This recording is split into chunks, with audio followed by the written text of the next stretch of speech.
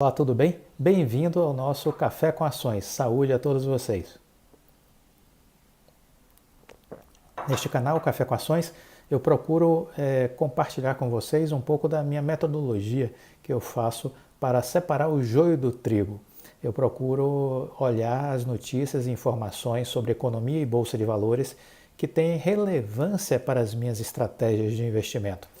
Existe uma quantidade enorme de notícias, de informações todos os dias, tanto nas mídias como na internet de modo geral. Então é preciso separar o joio do trigo, é preciso ser seletivo e focar no que realmente é importante para as nossas estratégias, entendeu? O Café com Ações ele tem essa natureza, tem essa finalidade. Meu nome é Clóvis Faleira, sou formado em administração de empresas, consultor na área empresarial, investidor na Bolsa desde 2006, completo esse ano 15 anos enquanto investidor. Esse canal foi criado para compartilhar um pouco das minhas experiências, as minhas reflexões sobre o mercado de ações. Espero que o conteúdo possa ser útil para você e que ajude você a focar os seus investimentos e ter mais concentração na geração de riqueza que você tanto deseja. Quais são as notícias que estão sendo destaque nesses últimos dias e que eu resolvi trazer para compartilhar com vocês? Primeiro, uma matéria que saiu no Estadão. Ações da Oi BR3 desabam, sinal vermelho ou hora de comprar? É o título da matéria. Os papéis chegaram a valorizar 156% em 2020, puxados pelas expectativas com a reestruturação da empresa. A depender do ponto, né, isso eles estão considerando os 12 meses, a depender do ponto de entrada, teve gente que chegou a ter uma valorização de 400%, quem pegou em março, né, no preço de mais baixo por causa da pandemia do Covid. Né? A minha média de rentabilidade com a Oi ficou em 178%. Né? Então, cada um vai ter um número diferente. Mas o fato é que realmente houve uma excelente valorização em 2020. O desempenho das ações da Oi em recuperação judicial surpreendeu em 2020. Não, surpreendeu quem não está acompanhando a empresa, né? Quem está estudando e acompanhando a empresa não foi surpresa nenhuma. Os papéis entraram em forte trajetória de alta e chegaram ao último pregão de dezembro cotado a 2,20. A performance foi alimentada pelo plano de recuperação da empresa, que envolve a venda de 22,8 bilhões em ativos para pagar suas dívidas. E isso incluiu, inclusive, a operação da Oi Celular. Muito bem. Aí a matéria continua falando. No entanto, no pregão recente, vem acumulando uma queda desde o início do ano, as ações. E aí fica a dúvida, o momento é de comprar ou é o sinal de maior cautela? Eu acho que a cautela ficou lá atrás, quando havia de fato ainda muitas dúvidas sobre a empresa, né? Diversas eram as dúvidas. Vamos recuperar um pouco a linha do tempo, né? Havia dúvida de que a empresa conseguiria marcar a Assembleia Geral de Credores. Marcando a Assembleia Geral de Credores, se teria a aprovação do plano de aditamento. Aprovado o plano de aditamento, se teria condições de execução desse plano de aditamento. Havia dúvidas com relação ao caminho escolhido de crescer na área de fibra ótica, né? Havia dúvidas com relação a isso. As metas eram o que diziam os analistas, eram muito ambiciosas. E terminou-se o ano com 2 milhões de clientes conectados, né? Então, tudo isso eram interrogações. E todas essas interrogações ficaram para trás. Agora estamos diante da última interrogação que foi feita, que era a capacidade de execução desse leilão da Infraco, né? Traçado no planejamento estratégico. E já estamos, de novo, mostrando, sim, que a coisa está avançando. 2 propostas, o que a gente já tem condições de afirmar, foram entregues, e todas as duas acima de 20 bilhões, que foi o preço mínimo definido. Né? Então essa é a realidade. Então, é momento de cautela? Não, é momento de confiança. De acordo com os especialistas dos mercados, ouvido pelo Estadão, o movimento de queda das últimas 2 semanas é fruto de uma realização de lucros, quando os investidores vendem as ações e colocam dinheiro no bolso. Quando isso acontece em grande escala, o preço dos papéis cai. Há muitas pessoas físicas com lucros expressivos, é verdade, e é natural que a volatilidade seja maior. O que está fazendo o preço são as notícias de desinvestimentos, não a operação em si, disse um analista entrevistado. Segundo eles, agora deve as atenções ficar sobre o leilão da fibra ótica, né, da empresa, do capital social aí de até 51% que vai ser vendido, e é isso que vai ser o novo polo de, vamos dizer assim, de atenção com relação à empresa. Ouvimos informações de bastidores, né, as propostas estão acima do preço mínimo, foram feitas por dois players, né, BTG e Highline, isso é positivo. Ainda é necessário entender como é esse valor, qual é a preferência de parceiro que a Oi vai firmar, né? Ainda falta muita informação e isso traz um pouco de volatilidade para esse momento. Outro analista aqui entrevistado diz que o movimento de queda nas últimas semanas é uma realização de lucros e que o investidor tem que ficar de olho na venda dos ativos e nos próximos balanços trimestrais. Algumas casas de corretoras e casas de investimento estão colocando preço-alvo para os próximos, até dezembro desse ano, em 2,80 e 3,40. 2,80 e 3,40, faixa de precificação para a ação da Oi no final deste ano. Muito bem, então essa é uma notícia importante para nós. Outra notícia que eu quero compartilhar com vocês que saiu sobre a questão da banda larga, né? Que é um assunto que diz respeito a Oi e diz respeito a nós, inclusive, como consumidores, né? Internet de banda larga pode ficar mais cara no Brasil por conta de uma ação movida pela Procuradoria-Geral da República. Vamos ficar de olho e cobrar o governo com relação a esse assunto. Governo Federal, Procuradoria-Geral da República, entendeu? A Procuradoria-Geral da República questionou a isenção de taxas cobradas para as operadoras no direito de passagem. Veja qual é o tema dessa matéria. Associações que defendem empresas que atuam com o setor de telecomunicações lançaram no dia 22 de janeiro um manifesto em defesa da Lei Geral das Antenas, regulamentada em setembro do ano passado. Essa lei foi alvo de uma ação da Procuradoria-Geral da República. O órgão questiona a isenção de taxas para as operadoras.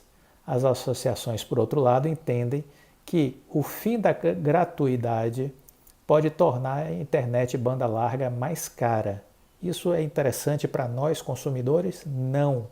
O que é que a PGR teria que estar se metendo nesse assunto? Ao meu ver, em nada. Esse não era um assunto para a PGR estar se metendo. Já houve uma lei, foi aprovada no Congresso Nacional, que cumpriu o seu dever legislativo, se discutiu o assunto, tomou uma decisão. Fim de papo.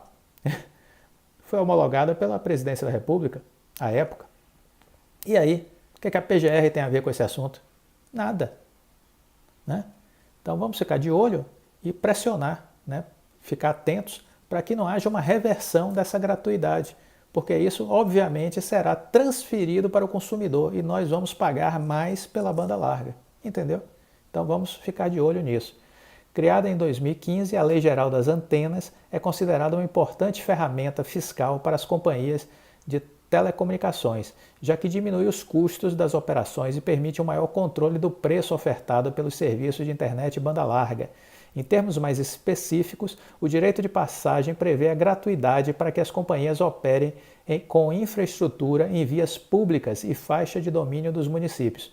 Em setembro do ano passado, o presidente Jair Bolsonaro assinou um decreto que regulamentava a lei.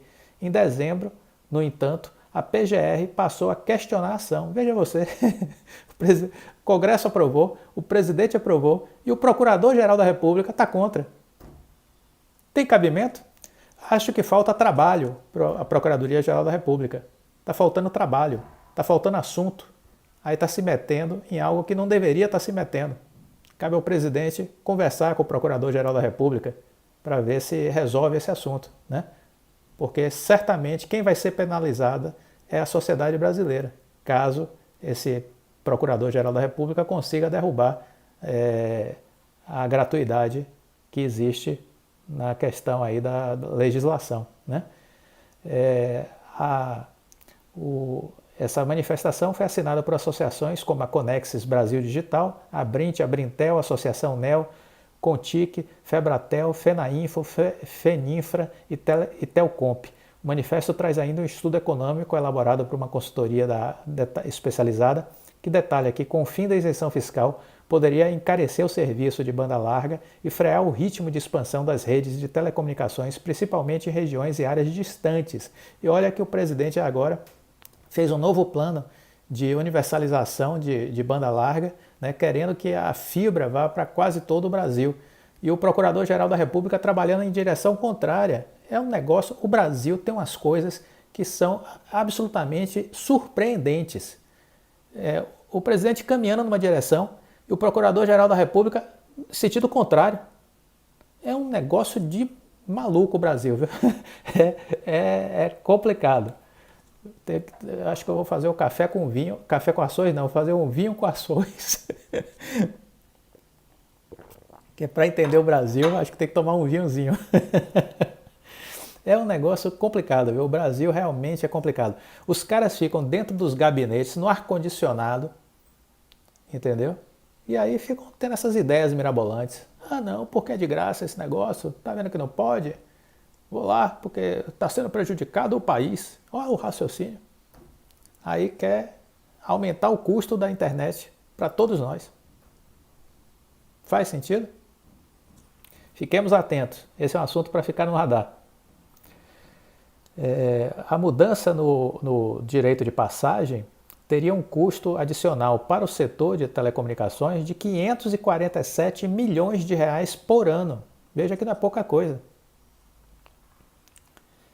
As empresas do setor chegaram inclusive a entregar ao Supremo Tribunal Federal um estudo sobre os impactos que a possível invalidação do direito de passagem gratuito em áreas públicas traria à expansão das redes do país.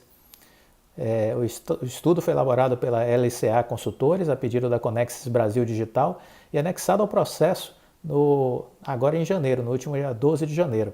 A Conexis representa as maiores operadoras brasileiras e participa da ação como interessada e é contra a suspensão do direito de passagem gratuito, conforme foi reivindicado pelo Procurador-Geral da República. Muito bem.